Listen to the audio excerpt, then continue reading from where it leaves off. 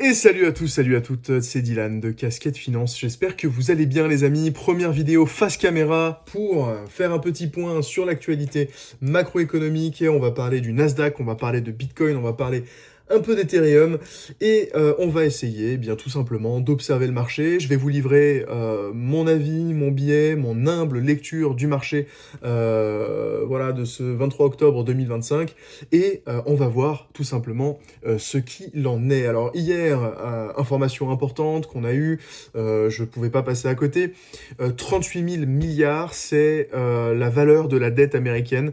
Oui, record sur record sur record.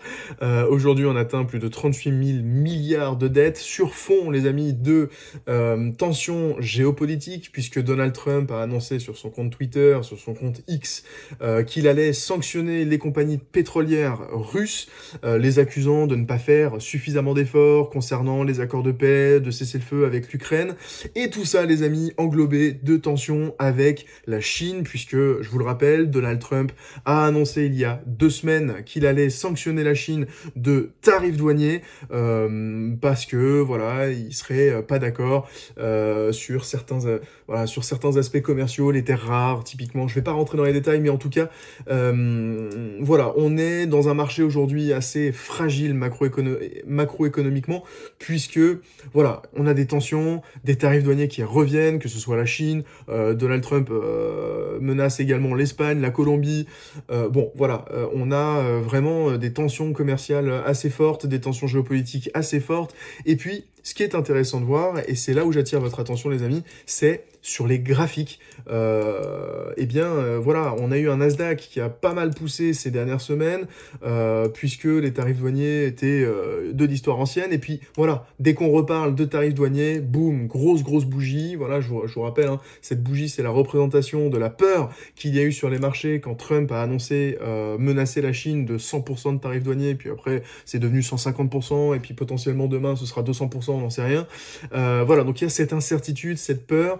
Et puis, d'un point de vue purement technique, eh bien, on a eu un pattern qui est tout de même, les amis, assez propre, puisque ce mouvement qu'il y a eu, cet énorme mouvement qu'il y a eu sur le Nasdaq, a été recorrigé, d'accord. Et puis on est parti prendre les stops ici. Alors je vous le rappelle, les amis, une prise de stop, qu'est-ce que c'est? Eh bien, tout simplement, quand on a des vendeurs qui parient à la baisse, ces vendeurs-là prennent tout simplement une sécurité qu'on appelle un stop loss, ok, et qu'ils placent de façon tout à fait évidente au-dessus de zones clés, d'accord. Et donc on imagine que ici il va y avoir beaucoup de stops, tout simplement, puisque beaucoup d'acteurs qui se sont empressés de vendre eh bien ce mouvement-là ont positionné leur stop loss ici.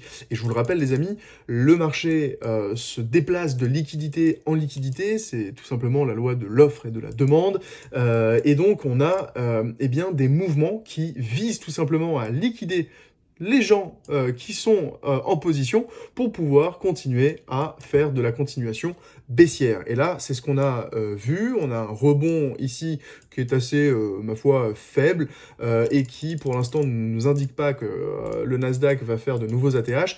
Par contre, le rebond pourrait potentiellement viser cette zone de fair value gap baissière. Alors, la fair value gap, qu'est-ce que c'est? Eh bien, c'est tout simplement une zone où beaucoup d'ordres n'ont pas été exécutés, que le marché aime bien aller revisiter pour potentiellement faire de la continuation baissière. Si le Nasdaq considère que le travail a été eh bien, tout simplement terminé ici avec cette, encore une fois, prise de liquidité pour repartir eh bien, vers de nouveaux ATH, eh bien, le Nasdaq tout simplement fera fi de cette zone de fair value gap, l'explosera à la hausse et continuera son ascension vers de nouveaux sommets.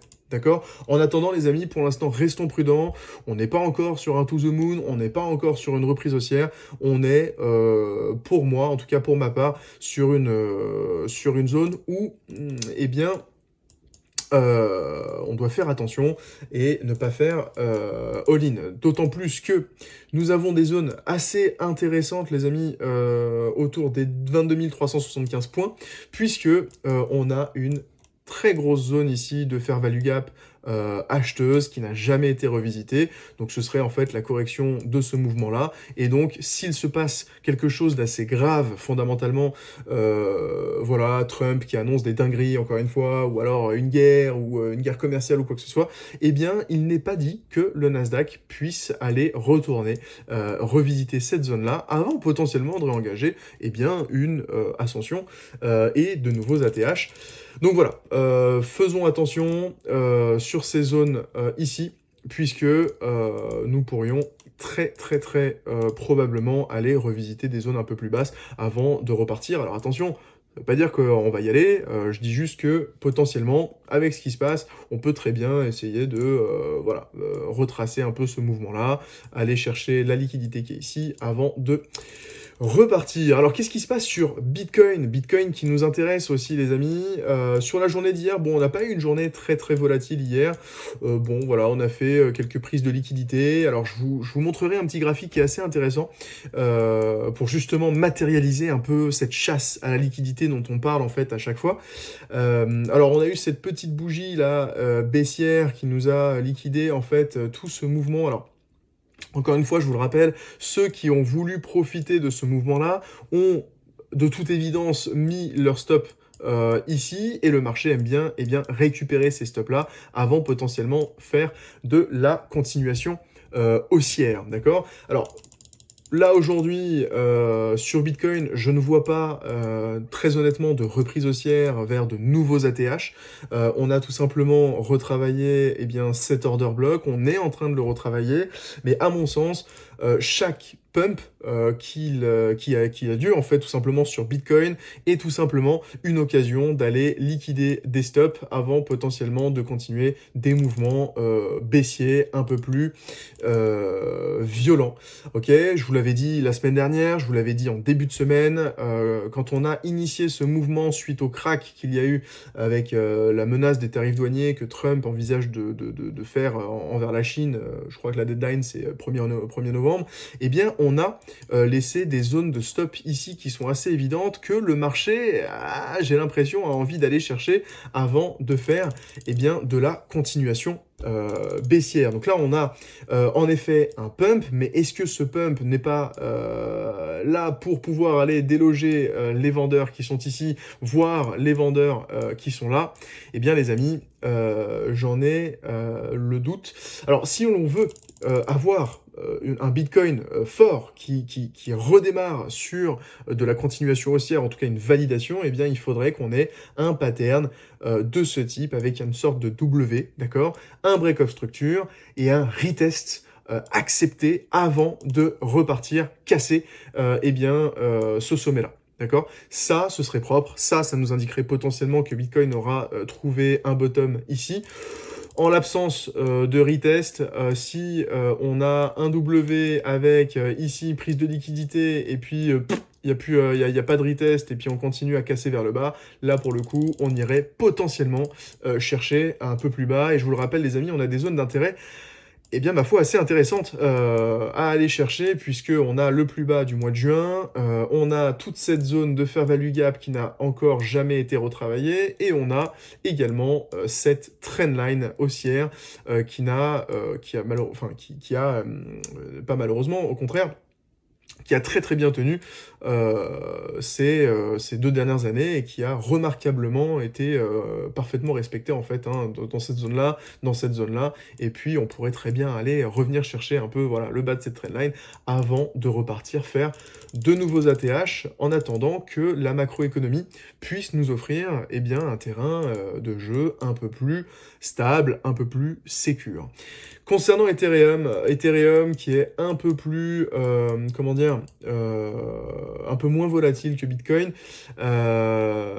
qui pareil a du mal, vient chercher eh bien voilà des zones de stop hein, ici, on l'a vu avant d'entamer des pumps. Avant de potentiellement repartir, bon, écoutez, sur Ethereum, on est un peu dans la même configuration que Bitcoin. Pour moi, les zones d'intérêt, c'est ici. Il faudra voir ce qui se passe, en fait, hein, tout simplement, dans cette zone-là. Est-ce que Ethereum va simplement venir prendre la liquidité avant de repartir? Est-ce que Ethereum va venir casser, retest, et puis repartir à la hausse. Voilà, ce sera, à mon avis, cette zone-là à observer. Pour illustrer mes propos, les amis, je vous ai préparé un petit graphique qui est, à ma foi, assez intéressante, puisque c'est la représentation de tous les ordres d'achat et de vente qu'on peut avoir sur le marché. Donc là, ici, vous voyez Bitcoin, tout simplement. Donc on a eu une énorme chasse au stop ici, donc beaucoup d'acteurs qui se sont positionnés sur ces plus bas, qui ont potentiellement mis leur stop ici, d'accord? Et l'objectif pour moi, c'est d'aller chercher eh bien, toute cette zone-là de liquidité, donc qui est la représentation de eh bien, cette zone de liquidité, d'accord? Vous les voyez, hein, les stops, ils sont là, d'accord? Les vendeurs sont ici, et on a énormément de pression baissière dans cette zone-là. D'accord? Donc on pourrait très bien se dire que le job, pour l'instant, a été fait avec cette petite mèche, d'accord? Qui est la représentation de cette mèche-là, ok? Avant, eh bien, d'aller pumper, de nettoyer toute cette zone de liquidité, et une fois que le travail est fait, eh bien, repartir à la baisse. Alors, je ne sais pas si on a ici Ethereum également. Ouais, on a également Ethereum.